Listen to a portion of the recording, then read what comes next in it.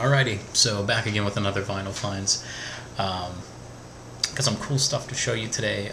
Just kind of a couple things. Blake, does this look okay?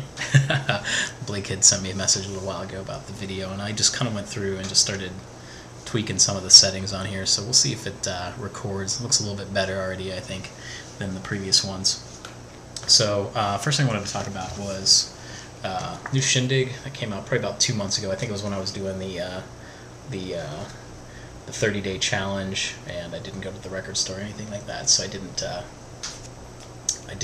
get this on time. But has Left Bank, just a nice little story about them.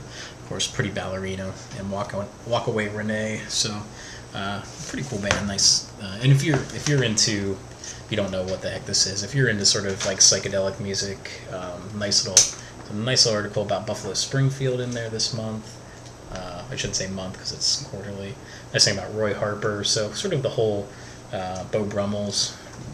If you're into sort of the psychedelic 60s, 70s kind of soul stuff, this is some good stuff. Also too, there's the new Ugly Things. Now, this just came out, so this has just been something fairly recent.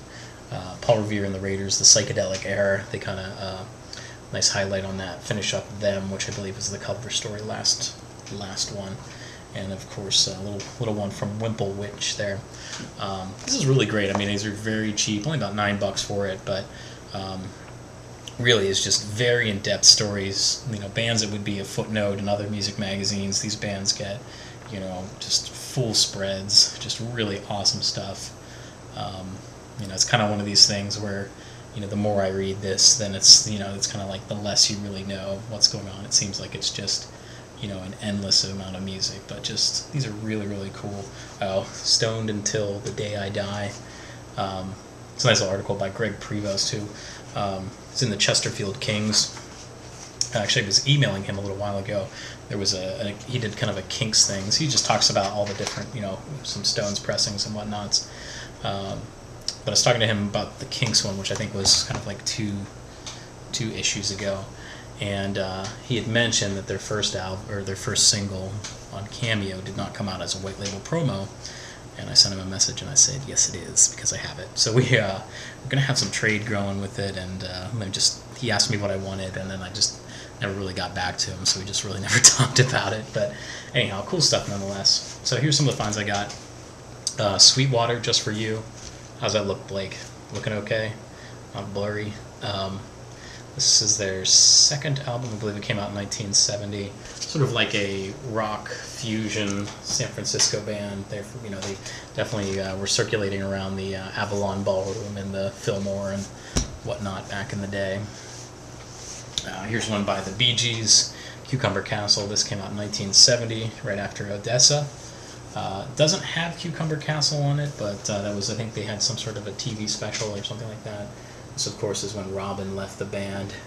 He recorded Robin's Reign, which is kind of high on the priority list, but pretty cool stuff. This is probably going to be one of the last Bee Gees albums that I buy, but I always say that. I always seem to get something else. So, kind of in the same thing, kind of same vein as the Bee Gees. Tintin. They were from Australia, came to Great Britain, sort of expatriates as well. I think their big hit, this is their second album, it's called Astral Taxi. It came out in 1971. I think their big hit, was Marmalade and Toast and Tea, I think, or something like that, I can't remember. But sort of a one-hit wonder of sorts, but it was a white label promo, so could not pass it up. And two more, actually three more. This one's pretty cool. Small Faces Greatest Hits. This is a British pressing. Just sounds awesome. A lot of Small Faces releases in the United States sound very bad, or very not really good quality. That's in a white label promo, or I think it's all white label. I don't know if it's a white label promo or not. I think usually immediate is pink or blue, but I was kind of excited for this. This is from like the 70s, so not anything too amazing. Here's Just Us. I Can't Grow Peaches on a Cherry Tree. This has Chip Taylor and I forget the guy's name is Al Gorgoni, who he was a session musician, but Chip Taylor, probably know him more. He was the guy that wrote Wild Thing and then also Angel of the Morning for Merrily Rush. really cool stuff. This came out in '66, kind of like a Simon and Garfunkel kind of sound to it, so couldn't pass it up. And last but not least, I know we don't talk about much about jazz, but I was over in the jazz section today and just kind of popped over and I found this, Stay Loose by Jimmy Smith. Now, I had this on CD, and I also, like, probably around 2002 or so, Verve did unmixed and remixed, where it was just basically, you know, they, like, DJs went through and they sort of re-recorded, you know, some of their famous songs from the Verve label.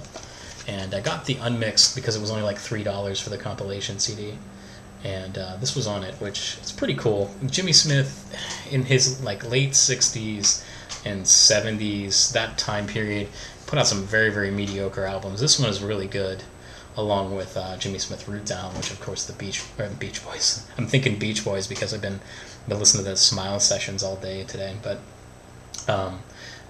The Beastie Boys, they had, you know, Root Down, they had sampled some of that album, so, but really cool stuff. I'm a big fan of this. I've never seen this on vinyl, and it was just, I went over and was like, it was like the second album in there, so it's totally awesome. So, but that is that. So, you know, I appreciate everybody for watching, and get out of here.